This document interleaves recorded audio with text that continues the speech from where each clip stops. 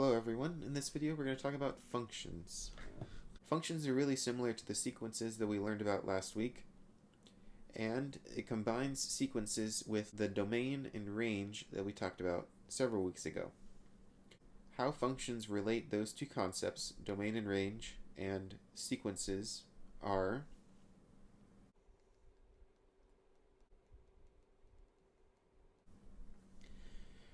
this is the definition that we're going to use for function in this class. A relation between x and y where each x has a single y matched to it. If you remember, relations had like 4 different ways that we could see them. The first way that you could see a relation is in a table, and the quickest way to make a table is you just make a t-chart of x and y. Let's put 3, -1, -6, 1, 4. Those are our x's. -4, 7, -8, 11, and 13 for y. In this table, 3 pairs with -4, -1 pairs with 7, -6 pairs with -8, 1 is matched with 11, and 4 is matched with 13. So, is there any x that was repeated in this list? Were any of these numbers showing up more than once? No. They each showed up one time. If we ordered this like a sequence, then this would be very similar to, we would have n on the left and an on the right, because an was the answer and n was the number that we used. And for sequences, we go in order from least to greatest. -6 with -8, -1 with 7, 1 and 11, 3, -4, 4, 13. If we were solving this like a sequence, then to go from the first one to the next one would be a +11. Then the next ones after that would be a +4. Here, now we're subtracting 15.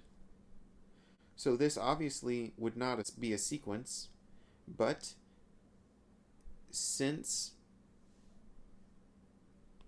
these x's are still all different, it doesn't matter that they're not following a pattern over here. Functions do not all have to be arithmetic sequences, but arithmetic sequences are part of functions because it follows a pattern. Every arithmetic sequence only had one n number for each an number.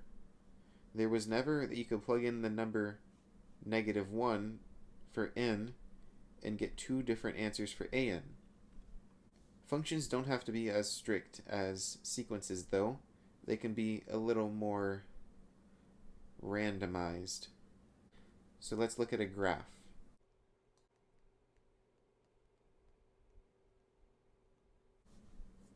When you're making a graph, it's really important that you make your little tick marks, that you try to space them evenly, and you need to label the positive x and the positive y.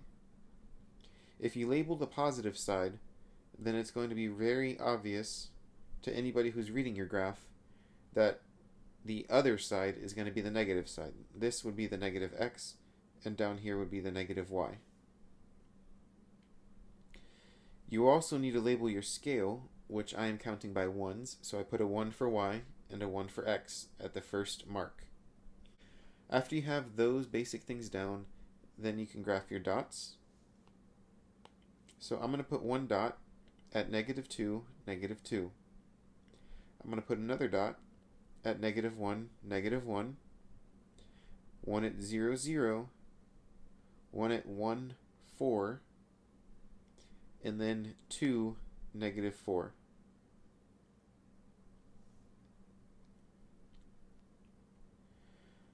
Okay, so when we look at these dots, there is no line that could connect all of these dots that matches an equation.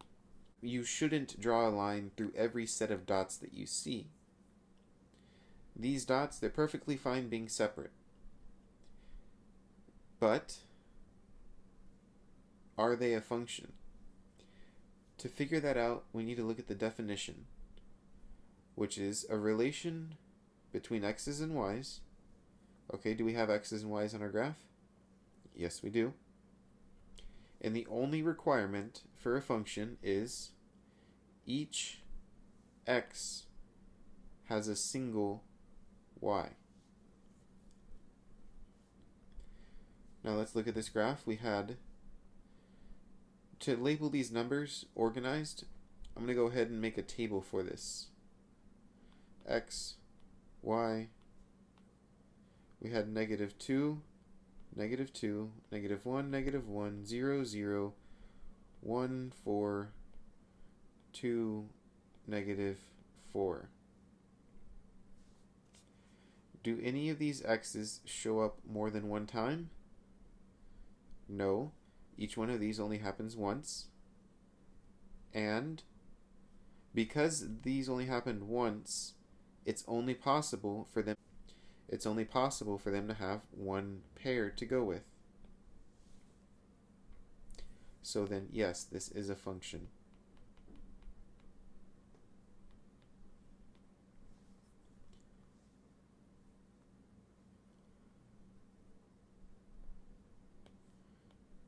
And this first example also is a function. Let's look at an example that is not a function. I'm going to make a set A, and it's going to have some ordered pairs.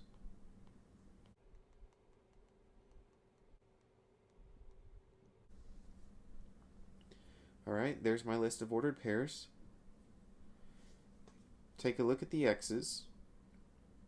Do any of the x's repeat?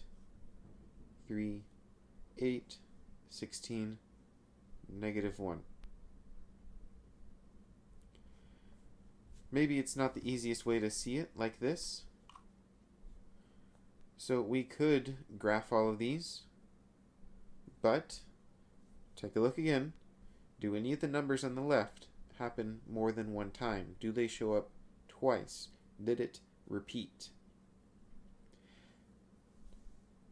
Let's label the domain.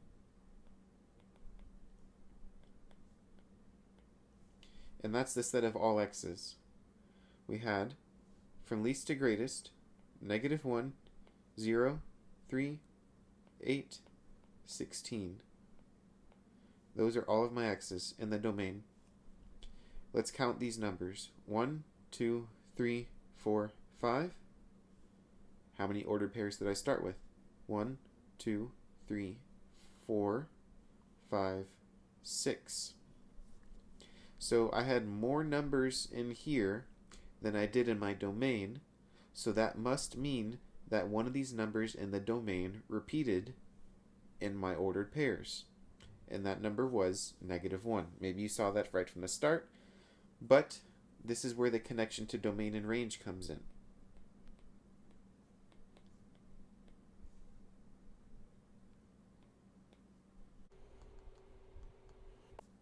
For the range of this function, which are just the y's, the range are the y's. We had 2, we had 4, and we had 3, and we list them in least to greatest. It is okay for the y's to be repeated, but it is not okay for the x to repeat. Let me write that down.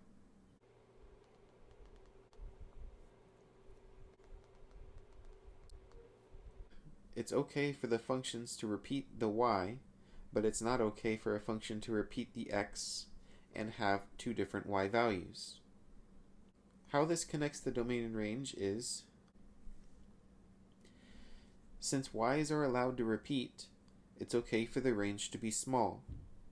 The domain, though, since the x's can only be used one time each with any y value, each x can only get one y. Since the domain has the x's, the domain needs to have the same number of entries as there are ordered pairs. Up here, since there were 6 terms up here, there needed to be 6 in the domain for this to be a function. So let's go ahead and label this as not a function.